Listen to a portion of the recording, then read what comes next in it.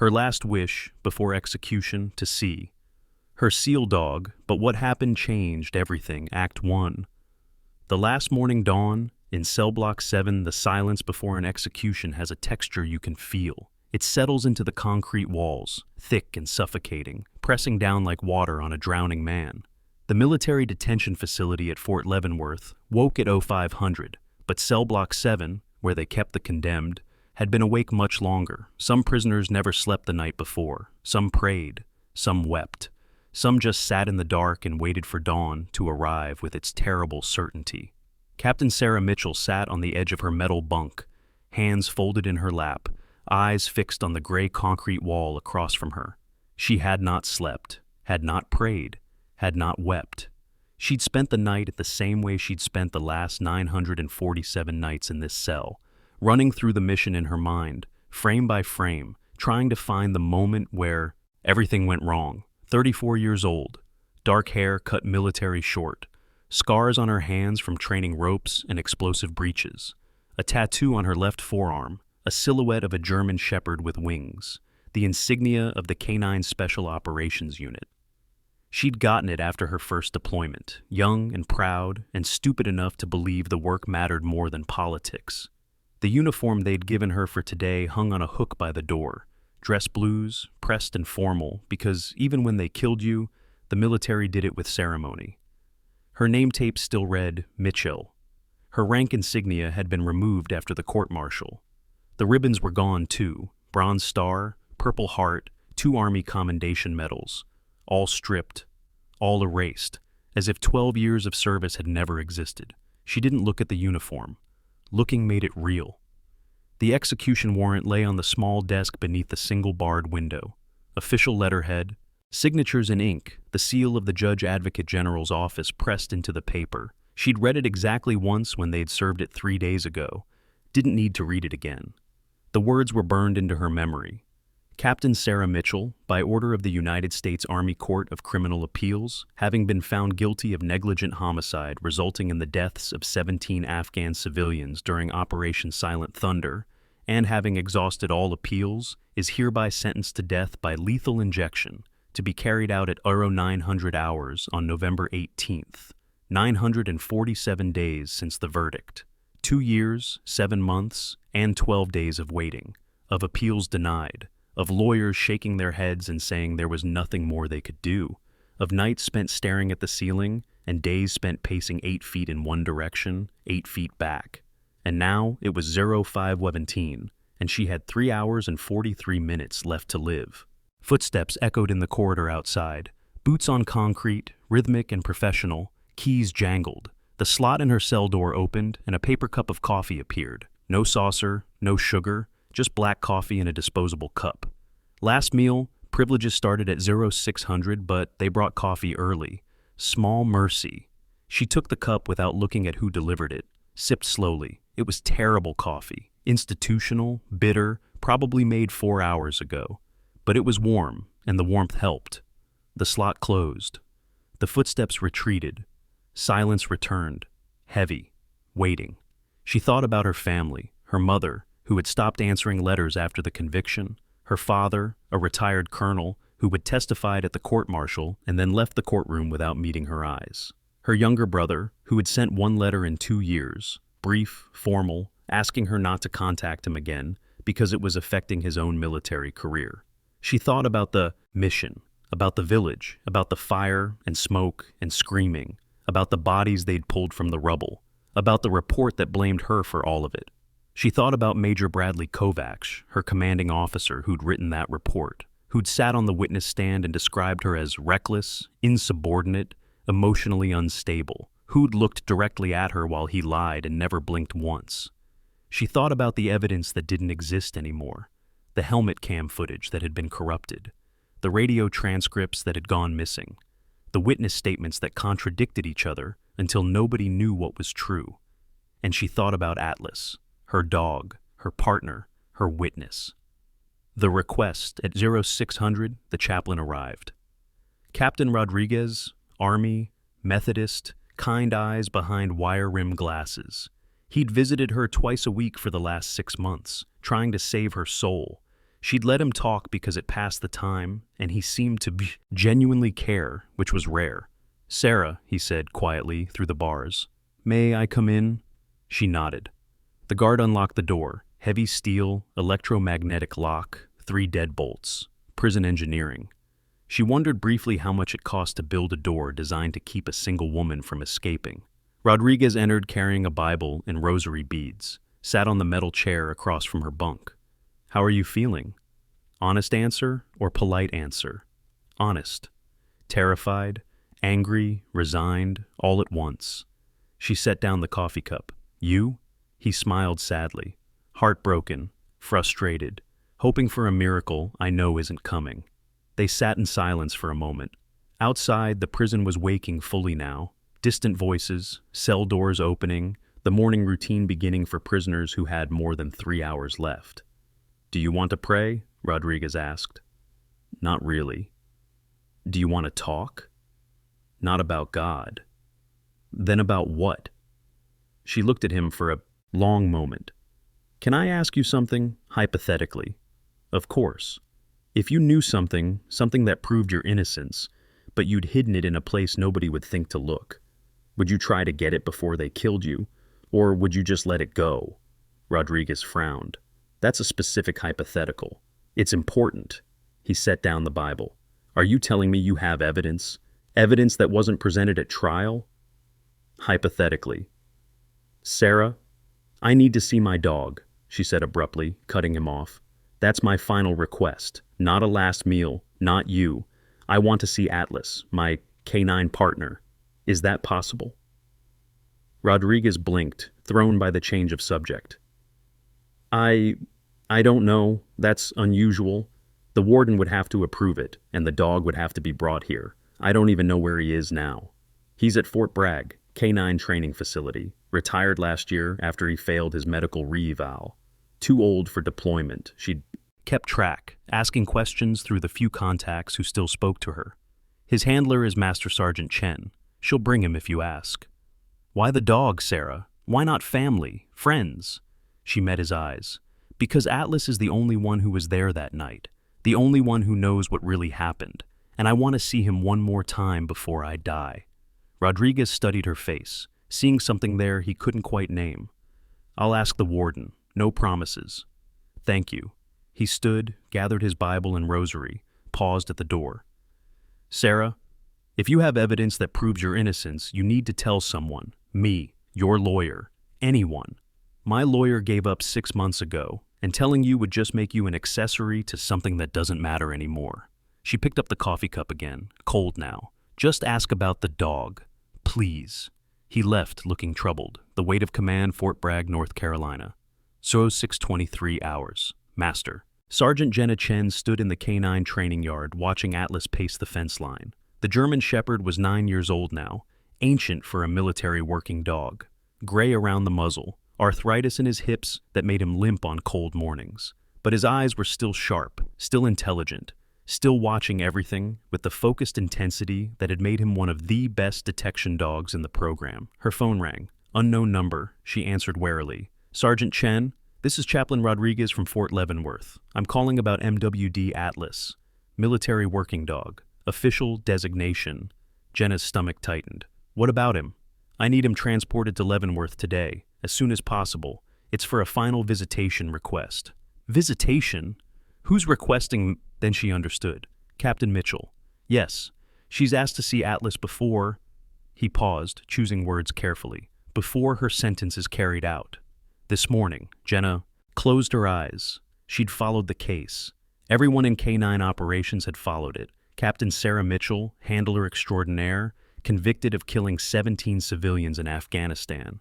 The evidence had been damning. The trial had been swift. The sentence had been death. But Jenna had never quite believed it. She'd met Sarah Mitchell twice, once during a training rotation, once during a joint operation in Kandahar. Mitchell had been professional, careful, deeply bonded with her dog, not the type to make the kind of catastrophic judgment error that killed children. "When?" Jenna asked. "The execution is scheduled for 0900, so as soon as you can get here. I know it's a long drive. I can get a military flight. Be there by 0800. She looked at Atlas, who'd stopped pacing and was watching her with his head tilted. Does she know he's not the same dog she remembers? He's been retired for a year. He's old, sir, arthritic, half blind in his left eye. She knows. She still wants to see him. Okay, I'll bring him. Jenna paused. Chaplain, does she deserve this? What they're doing to her? Long silence on the other end. I don't know, Sergeant, but I know she deserves a chance to say goodbye to her dog. The call ended. Jenna walked to the kennel and opened Atlas's gate. The dog limped over, tail wagging slowly. She knelt and scratched behind his ears. Hey, buddy, how do you feel about taking a trip? Atlas leaned into her hand, eyes closing briefly in contentment. We're going to see your handler, your real handler. You remember Sarah, right? It's been 2 years, but you remember. The dog's ears perked at the name, Sarah. He whined softly, a questioning sound. Yeah, Sarah, come on, let's go. Il est 7:42 hours. The warden's office smelled like old coffee and stress. Colonel William Marsh sat behind his desk, reviewing the execution protocol checklist for the 3rd time, making sure every detail was perfect. Executions were rare in the military justice system, maybe one every few years, and he had only overseen 2 in his 15 years at Leavenworth. Each one haunted him for months afterward. This one would probably be worse. There was a knock at his door. Come in. Chaplain Rodriguez entered. Sir, I need to discuss Captain Mitchell's final request. Marsh set down the checklist. Go ahead. She wants to see her canine partner, Atlas. He's being flown in from Fort Bragg. Should arrive within the hour. Marsh frowned. A dog? She doesn't want family, lawyer, last meal. Just the dog, sir. That's unusual. Very. Marsh considered this. The protocol allowed for final requests within reason. Usually that meant phone calls, visits from family or clergy, special meals. Occasionally someone asked for music or books. He'd never had someone request to see a dog. How long does she want? She didn't specify. I assumed 15 minutes. Make it 10. We're on a tight schedule. Marsh made a note on his pad. The dog will need to be searched. Handler 2. No contraband, no weapons, nothing that could be used for suicide or escape. Understood, sir. Anne Rodriguez. Marsh looked up, meeting the chaplain's eyes. Do you believe she's guilty? Rodriguez hesitated. I don't know, sir. She's never said she wasn't, but she's never said she was either. She just accepts it, like she's given up fighting, or like she knows fighting won't change anything, Marsh said quietly. He'd read the case file. The evidence was circumstantial but overwhelming. The testimony was damning. The appeals had all failed, and yet something about it bothered him, something he couldn't quite name. Anything else, Chaplain? No, sir. Thank you for approving the request. After Rodriguez left, Marsh sat alone in his office staring at the execution warrant on his desk. In 6 hours, a woman who had served her country for 12 years would be dead. He would sign the final paperwork. Guards would escort her to the chamber. A doctor would insert the IV. And it would be over. He wondered if she'd done it, if she'd really given the order that killed those civilians, if justice was actually being served today. He wondered, but he would never know. That wasn't his job. His job was to carry out the sentence. At 0900 hours, he would do exactly that. Act 2. Into the Fire. 0803 hours. The arrival, the C-130 landed at the airstrip adjacent to Fort Leavenworth, with a screech of tires and the roar of reversing propellers. Jenna Chen sat in the cargo bay with Atlas at her feet, the dog panting slightly from the altitude change. He'd been calm during the flight, lying with his head on his paws, occasionally looking up at her with those intelligent brown eyes that seemed to understand more than they should. A van waited on the tarmac. 2 MPs in dress uniforms, professional but tense. Everyone was tense today. Sergeant Chen, we're here to escort you to the facility. She nodded, clipped a lead to Atlas's collar, and followed them to the van. The dog limped slightly as he climbed in, the arthritis worse after sitting still for 2 hours. Jenna made a mental note to request pain medication after this was over, then remembered there might not be an after this for Atlas and Sarah to share, and the thought made her throat tight. The drive to the detention center took 12 minutes. Armed guards at every checkpoint, concrete walls topped with razor wire, cameras everywhere, the architecture of control. They entered through a side entrance reserved for official business. More guards, metal detectors, a table where Jenna had to surrender her sidearm, phone, and keys. Atlas was searched thoroughly, hands running over his body, checking his collar, examining his paws. The dog tolerated it with the patience of a veteran who'd been through hundreds of inspections. "He's clean," the guard said finally. Warden. Marsh appeared, flanked by 2 corrections officers. "Sergeant Chen, thank you for bringing him on such short notice." "Sir?" She saluted sharply. "Where do you want us?" "Visitation room 3. It's small but private. The prisoner will be brought in shortly." Marsh studied Atlas, who sat perfectly still at Jenna's side. "How is he? Behaviorally?" "Stable, retired due to age and physical limitations, not behavioral issues. He's calm, obedient, no histories of aggression." "Good. This needs to go smoothly." Marsh checked his watch. "You'll have 10 minutes. After that, we proceed with the schedule. Understood?" "Yes, sir." They were led down a series of corridors, white walls, fluorescent lights, the smell of industrial cleaner. Atlas's claws clicked on the linoleum. Jenna's boots echoed. Everything echoed in this place. Visitation room 3 was exactly as described. Small, windowless, a metal table bolted to the floor, chairs on either side, cameras in the corners. Jenna was directed to sit on one side with Atlas. The dog sat beside her chair, alert but calm, ears swiveling to track sounds in the hallway. They waited. 08:17 hours. The reunion. Sarah heard them coming before she saw them. Boots in the corridor, keys rattling, the specific rhythm that meant they were coming for her. She stood automatically, muscle memory from 12 years of military service. Stand when officers enter. Stand when addressed. Stand for execution. The door to her cell opened. 4 guards, more than usual, protocol for high-security movements. "Captain Mitchell," the lead guard said formally, "it's time." "For the visit or for—" "The visit. You have 10 minutes." She nodded, held out her hands for the cuffs. They clicked into place, cold metal, too tight, designed so you couldn't slip them even if your wrists were broken. Shackles on her ankles next, connected by a short chain that made walking difficult. A guard on each side, hands on her, elbows, guiding her forward even though she knew the way. They walked through the cell block, past other prisoners who watched in silence. Some nodded, some looked away. One man, in for murder, life sentence, said quietly, "God be with you, Captain." She didn't respond, couldn't afford to show weakness, not now. The walk seemed both endless and too short. Hallways she'd never seen before, parts of the prison reserved for administration and official business. The visitation wing, room 3. The guard knocked twice, then opened the door. Atlas was there. Sarah's breath caught. He was older than she remembered, gray muzzle, thinner through the shoulders, but his eyes were the same, sharp, intelligent, fixed on her with the intensity that had made him the best detection dog in the unit. For a moment, neither of them moved. The dog sat rigid beside a female sergeant Sarah didn't recognize, staring, processing. 2 years was a long time for a dog. Sense fade, memories blur. She wondered if he had forgotten her. Then Atlas made a sound low in his chest, not a growl, something else. Recognition. His tail started wagging, slowly at first, then faster. He stood, pulling against the handler's grip on his collar. "Atlas, sit," the sergeant said firmly. The dog sat but didn't take his eyes off Sarah. "He remembers you," the sergeant said quietly. "I wasn't sure he would." Sarah's eyes burned. She blinked hard, refusing to cry in front of guards and cameras and witnesses. Can I touch him?" The sergeant looked at the guards, who nodded reluctantly. "Briefly. Stay in the chair." Sarah sat in the metal chair on her side of the table. The sergeant stood and walked Atlas around to her side. The moment the dog was within reach, he broke posture completely.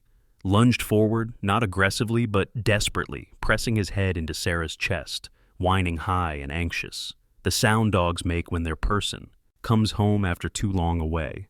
Sarah's cuffed hands came up, awkward but determined, and buried themselves in his fur.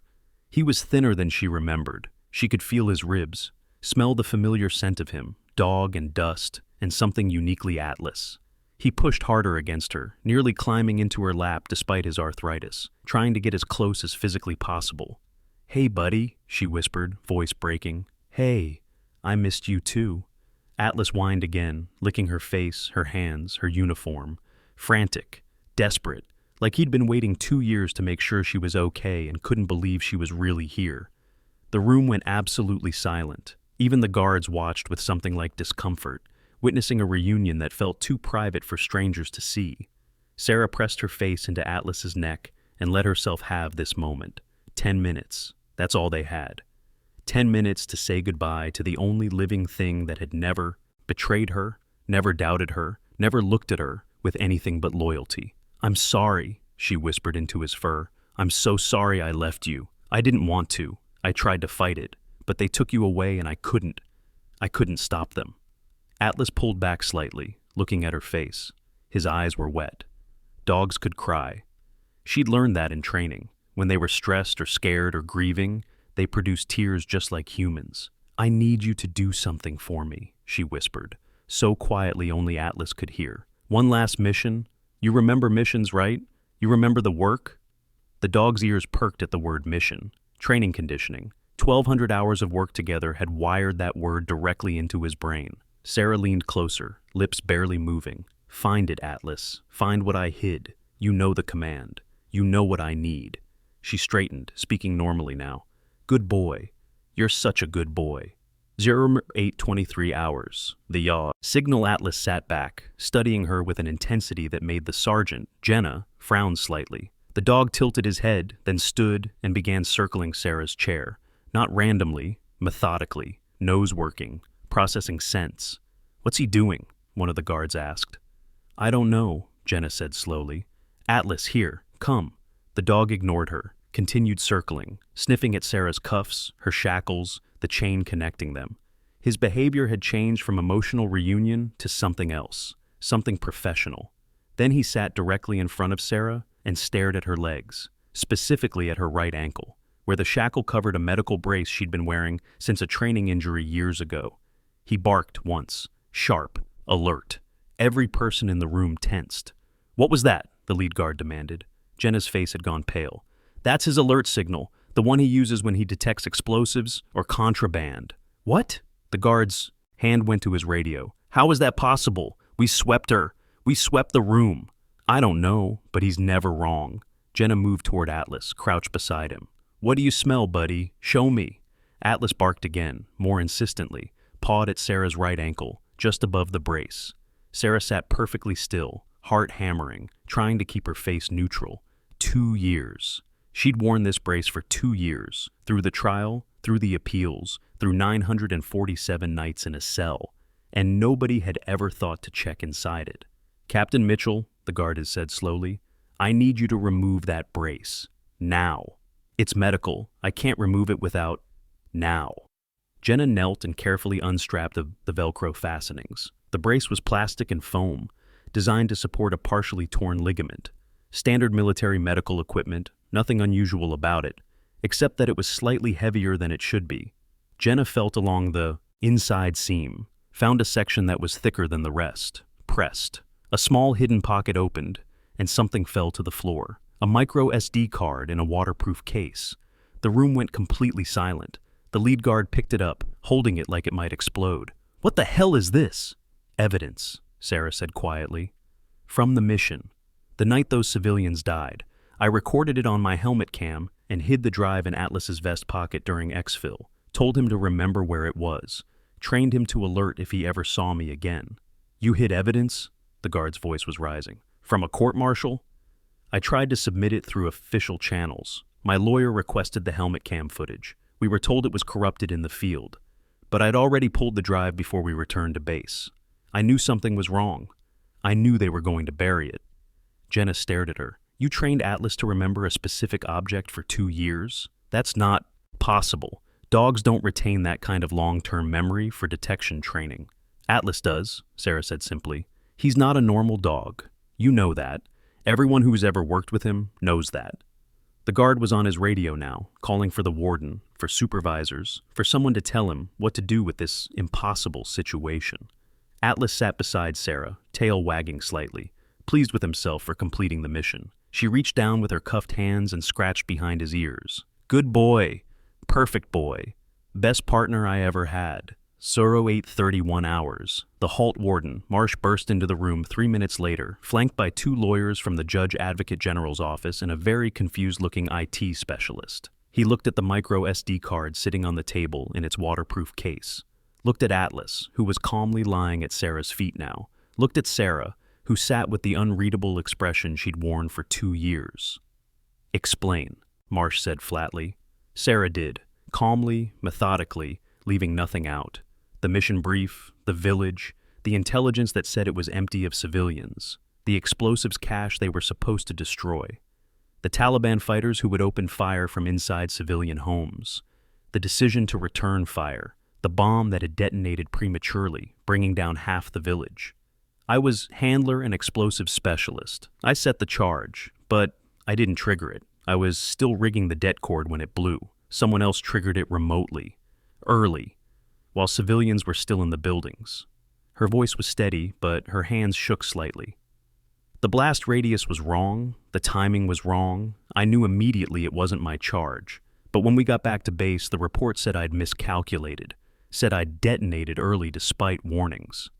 "And this drive proves that?" Marsh gestured to the SD card. "It should. It has my helmet cam footage from the entire operation. The timestamp will show exactly when I set the charge and when it detonated. It will show that I was still rigging when someone gave the order to blow it." One of the JAG lawyers, a major with sharp eyes and a skeptical expression, picked up the card. "And you hid this why? Why not submit it at trial?" "I tried. My defense attorney filed motions requesting the helmet cam footage. He was told it was corrupted, but I'd already pulled my drive before we returned to base.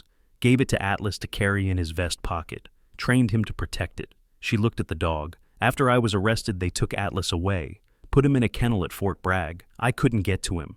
Couldn't retrieve the drive. Couldn't prove what I knew." The IT specialist, a young civilian contractor, spoke up nervously. "Sir, I can verify the contents in about 15 minutes. Need to get to a secure terminal." Marsh checked his watch. 08:36. 24 minutes until execution. "Do it, now!" "Sir," the lead guard said carefully, "if we delay the execution without proper authorization, I don't care. Get me legal on the phone. Get me the commandant. Get me whoever can authorize a stay." Marsh picked up took the SD card and handed it to the IT specialist. "Go." The young man practically ran from the room. Marsh turned to Sarah. "Captain Mitchell, if this drive contains what you say it does, you understand this changes everything?" "Yes, sir. And if it doesn't, if this is some kind of last-minute manipulation, then kill me at 0900 as scheduled." Sarah's voice was hard now. "But you owe it to those 17 dead civilians to watch that footage first. You owe it to them to make sure you're executing the right person." The JAG major frowned. "Who else knew about this? Who else had access to the detonator?" Sarah met his eyes. "My commanding officer, Major Bradley Kovacs. He held the remote deed. He was supposed to trigger on my signal. I never gave the signal. Kovacs testified against you. Said you detonated without authorization."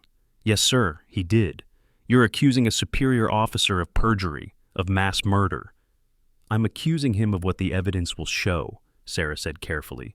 "Watch the footage, then decide who you believe." Act 3. The cost, 0847 hours. The footage. The secure terminal was in the facility's intelligence review room, windowless, soundproofed, designed for examining classified materials. Warden Marsh stood behind the IT specialist, watching the screen. The 2 JAG lawyers crowded close. Chaplain Rodriguez had somehow talked his way into the room. All of them watched in tense silence as the specialist loaded the micro SD card. "Files intact," the specialist said. "No corruption, no tampering I can detect. Timestamp shows it was recorded 28 months ago. Date matches the mission date from the official record." "Play it," Marsh ordered. The screen flickered to life. Helmet cam footage, night vision turning everything green and gray, a village materializing out of darkness, mud walls, narrow streets, animals penned behind fences. The perspective bobbed slightly with Sarah's movement as she advanced with her team. Audio crackled through speakers, radio chatter, tactical updates. Sarah's voice calling out positions. "Intel says Structure 7 contains the cache. Approaching now, Atlas, heel." The camera angle shifted down briefly, showing a German shepherd moving at Sarah's side, alert and focused. They reached a building. Sarah's gloved hands appeared in the frame, placing charges against a wall, carefully, methodically, connecting date cord, running it back to a safe distance. Her voice again, calm and professional. Charges set. Ready for initiation on your mark, sir. Another voice, male, older, Major Kovacs. Copy. Hold position. Let me verify the area is clear. Roger that. Holding. 30 seconds of silence. Sarah's. Breathing audible. Atlas whining softly. Then, Sir, I'm seeing movement in Structure 9. Possible civilians. Kovacs. Negative. Intel confirmed no civilian presence. Sir, Atlas is alerting on human scent from multiple buildings. We should delay until... Negative. Initiate on my mark. 3, 2, 1, execute. Sarah's voice, urgent now. Sir, I haven't given the all clear. The explosion. The screen went white. Audio screamed with static and the roar of collapsing buildings. When vision cleared, the scene was chaos. Dust everywhere, fires starting, screams in the distance. Sarah's voice shouting into her radio. What the hell happened? I didn't initiate. Someone triggered remotely. We have civilian casualties. Multiple structures collapsed. Kovacs. All units fall back. Mitchell, secure that dog and return to rally point. Now. Sir, we need medevac for... That's an order, Captain. The footage showed Sarah running through smoke, Atlas at her side, toward the sound of screaming. Bodies visible in the rubble. Small bodies. Children. The camera angle jerked as Sarah stopped, breathing hard, staring at the destruction. Her voice barely audible. This wasn't the plan. This wasn't... Atlas whined, pressed against her leg. Sarah reached down, pulled something from her vest, the SD card drive, and tucked it into a pocket on Atlas's tactical vest. Whispered, Hold it, boy. Guard. Don't let anyone take it. The dog's ears went up, alert, understanding. Then footsteps behind her. Kovacs appeared in frame, face tight with anger. Give me your helmet cam, Captain, right now. Sir, the footage shows I didn't... I said give it to me. That's a direct order. Sarah's hands moved, unclipping the camera from her helmet, but the viewer could see what Kovacs couldn't, that she'd already removed the storage drive. She handed him the empty camera body. Sir, why did you detonate early? I gave no signal. Kovacs leaned close, voice dropping. Because waiting would have let the targets escape. We had intelligence that Taliban leadership was in that village. We took the shot. You killed children for bad intelligence.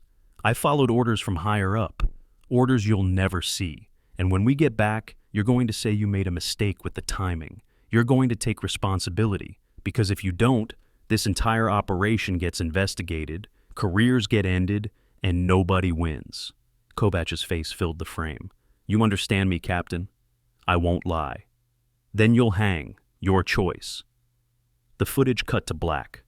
The room was silent for a long, terrible moment. The JAG Major spoke first, voice shaking slightly. That's murder. He committed premeditated murder and framed her for it. Chaplain Rodriguez had tears running down his face. She tried to tell the truth. She tried to submit this footage, and they buried it. Marsh's jaw was clenched so tight it looked painful. Where is Major Kovacs now? The other JAG lawyer, a captain, was already on his phone, typing rapidly. Fort Benning, promoted to lieutenant colonel, currently assigned to Special Operations Command. Get military police there now. I want him in custody within the hour. Marsh turned to Rodriguez. Get me on the phone with the Secretary of the Army. Personal line. I don't care what time it is or where he is. Make it happen. Sir, the first JAG Major said carefully, the execution is scheduled in... He checked his watch. 9 minutes. I'm issuing an immediate stay. Effective now. Someone get that in writing and get Captain Mitchell out of those shackles. Marsh's voice was hard, controlled fury. And someone find out who else knew about this, who else covered it up, because I want every single person who put that woman in my prison held accountable. 0856 hours, the release. Sarah sat in Visitation Room 3, still cuffed, still shackled, with Atlas lying across her feet. 4 guards stood at attention nearby, all looking uncomfortable. Nobody had told her what was happening. Nobody had explained the sudden flurry of activity, the running footsteps in hallways, the sound of raised voices from distant offices.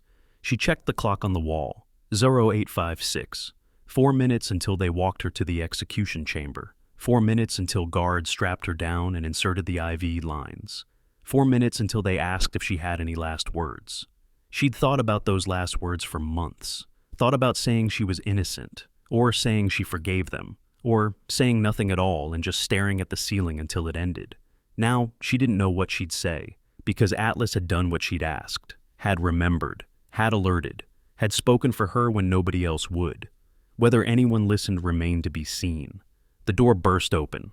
Warden Marsh entered, followed by both JAG lawyers, and Chaplain Rodriguez. Marsh's face was flushed, his uniform collar loosened slightly. He stopped in front of her and spoke with absolute formality. Captain Sarah Mitchell, by order of the United States Army Secretariat and on authority of new evidence submitted this morning, your execution has been stayed indefinitely pending immediate review of your case. Your conviction is under formal investigation for possible prosecutorial misconduct and suppression of exculpatory evidence. Sarah's ears were ringing. She couldn't process the words. What? You're not being executed today, Rodriguez said, voice thick with emotion. The drive, Atlas's drive, it showed everything. Kovacs, the illegal order, the frame-up, everything. The JAG major stepped forward and unlocked her cuffs with swift, almost angry movements. I'm sorry. That's inadequate, but I'm sorry. You should never have been here. The shackles came off next. Sarah's legs felt weak. She stayed seated, not trusting herself to stand. Atlas lifted his head from her feet, whining softly, sensing her distress. Where's Kovacs? She asked quietly. Being arrested at Fort Benning as we speak, Marsh said. Military police have orders to bring him here for immediate questioning. Who else knew? Who helped him cover it up? The lawyers exchanged glances. The major spoke carefully. We're investigating. There are indications that intelligence officials at SOCOM knew the operation was based on faulty intelligence and tried to bury the evidence. We're issuing subpoenas now. Sarah looked at Atlas, who was watching her with those steady brown eyes. If I hadn't hidden that drive, if he hadn't remembered, you'd be dead in 4 minutes, Marsh said bluntly. Instead, you're a free woman, effectively immediately. You'll need to remain available for testimony as the investigation proceeds, but you're no longer in custody. Free woman. The words didn't make sense. She'd been locked up for 2 years, 7 months, and 12 days. Freedom was abstract, theoretical. Rodriguez knelt beside her, smiling through tears. Sarah, it's over. You won. I didn't win. 17 people are still dead. Children are still dead. I just proved it wasn't my fault. That matters, he said gently. Maybe. She wasn't sure yet. Jenna Chen appeared in the doorway, still holding Atlas's lead, looking shell-shocked. Captain Mitchell, I don't even know what to say. Sarah stood slowly, legs shaking, reached down and buried her hands in Atlas's fur again. You don't have to say anything. You brought him when I asked. That's everything. What happens to him now? Jenna asked. He's retired. He needs a home. I'll take him, Sarah said immediately. If they'll let me. He's mine. He's always been mine. Marsh nodded. I'll authorize the transfer personally. Consider it compensation for wrongful imprisonment, though that's a goddamn insufficient compensation. Sarah felt tears coming now, unstoppable. She'd held them back for 2 years, refusing to cry, refusing to show weakness. But now, with Atlas pressed against her, and freedom suddenly real instead of theoretical, the tears came. She knelt on the floor and wrapped her arms around her dog, face buried in his fur, and sobbed. Atlas stayed perfectly still, letting her hold him, occasionally licking her face, patient and loyal and exactly what she needed. The humans in the room looked away, giving her privacy for grief that was months overdue. Act 4, The Legacy, 6 months later. The training field was empty except for 2 figures moving slowly through morning mist. Sarah walked with her hands in her jacket pockets, breath visible in the cold air. Beside her, Atlas limped on arthritic legs but kept pace, his tail wagging slightly, content just to be beside her. No uniform, no rank, no insignia, just jeans and a canvas jacket, and hiking. Boots worn smooth from miles of walking. She'd been offered reinstatement, full rank, back pay, formal apology from the Secretary of the Army. She'd declined. The Army had taken 2 years of her life. She didn't owe them anything else. Kovacs was in Leavenworth now, awaiting court-martial on 17 counts of negligent homicide and multiple counts of perjury and obstruction of justice. 3 intelligence officers had been relieved of duty pending investigation. The operation's true objective, an illegal assassination attempt based on faulty intelligence, had been exposed in closed congressional hearings. Sarah had testified for 6 hours, recounting every detail of that night. They had asked if she wanted to attend Kovacs's trial. She'd said no. Watching him get convicted wouldn't bring back the dead children, wouldn't give her back the time she'd lost, wouldn't fix anything. She just wanted to be done with all of it. Atlas stopped walking, sniffing at something in the grass. Sarah waited patiently while he investigated. He was slower now, his arthritis worse, but the vet said he had a few good years left. She'd make sure they were good years. They'd moved to Montana, small town, middle of nowhere, nobody who recognized her or cared about military scandals.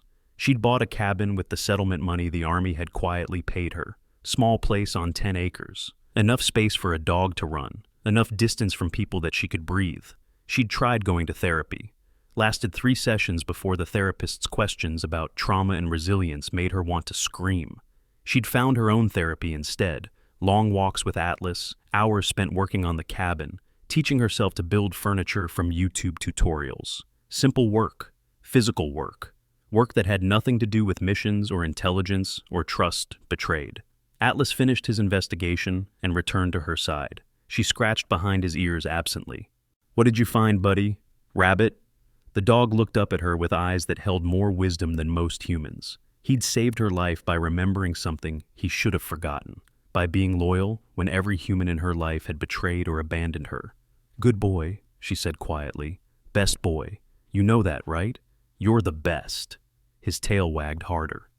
They walked back toward the cabin as the sun climbed higher, burning off the mist.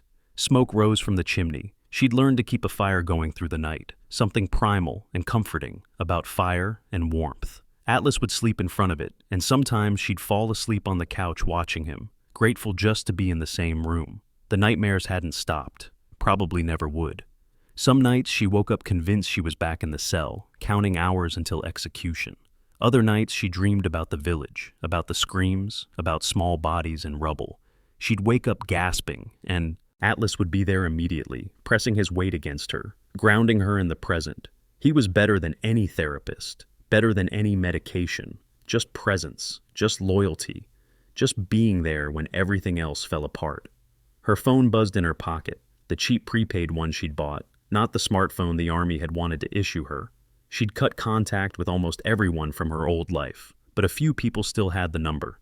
Text from Jenna Chen. "How's Atlas doing? Still settling in okay?" Sarah smiled slightly and typed back. "He's good, happy. Thank you for bringing him that day. He saved your life, I know. You saved each other. Maybe." She put the phone away. They reached the cabin, small, cedar-sided porch wrapped around 3 sides. Atlas climbed the steps slowly and collapsed on his bed by the door, panting from the walk. Sarah filled his water bowl, then sat on the porch steps with coffee she'd made earlier. The view from here was mountains and trees and sky, no checkpoints, no razor wire, no guards watching her through cameras, just space, silence, freedom. She was slowly learning to trust again. Atlas's head appeared beside her, resting on her knee. She scratched under his chin, and he groaned contentment. "You know what I asked for, don't you?" she said quietly, talking to him the way she often did when they were alone. "That morning, my final request. I didn't ask to see you so I could say goodbye." The dog's ears perked slightly. "I asked to see you so you could speak for me, so you could tell the truth when nobody else would." She swallowed hard. "Because you were there. You saw everything. You were the only witness who never lied." Atlas licked her hand. "I trained you to remember that drive. Hid it in your vest and told you to guard it. I knew if I ever got to see you again, even for 5 minutes, you'd remember, you'd alert, you'd prove I was telling the truth." The dog tilted his head, listening in that way that made it seem like he understood every word. 2 years I waited. 2 years of thinking maybe I was wrong, maybe you'd forgotten, maybe the drive was lost or destroyed, or it wouldn't matter anyway. Her voice cracked. "But you remembered, you perfect, brilliant boy. You remembered."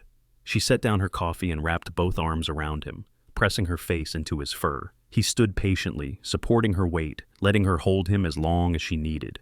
When she finally pulled back, her face was wet. Atlas licked away the tears methodically, patient and thorough. "I owe you my life," she whispered. "Literally. If you hadn't alerted, if you hadn't found that drive, I'd be dead. They would have killed me for something I didn't do." The dog wagged his tail, unconcerned with the weight of what he'd done. To him, it was simple. She had asked him to remember something important. So he'd remembered. That's what partners did. Sarah stood slowly, knees cracking. Atlas stood with her. She opened the cabin door, and he limped inside, heading straight for his bed by the fireplace. She followed, adding wood to the fire, watching the flames catch and grow. Her laptop sat on the kitchen table, closed. She'd been writing, not about the trial or the mission, but about what came after, about learning to live in a world that had tried to kill her, about the dog who saved her, about the slow, painful process of building trust again. Maybe she'd publish it someday. Maybe not. Writing was therapy. The rest didn't matter. Atlas was already asleep, snoring softly. Sarah sat on the couch with her coffee and watched him. Watched his paws twitch with dreams. Watched his ears move, tracking sounds even in sleep. Watched the rise and fall of his breathing. Outside, a truck drove past on the distant road. Inside, the fire crackled. Atlas slept. And Sarah, for the first time in years, felt something close to peace. Epilogue. The truth. 18 months after her release, Sarah received a letter. No return address, but military postmark. Inside,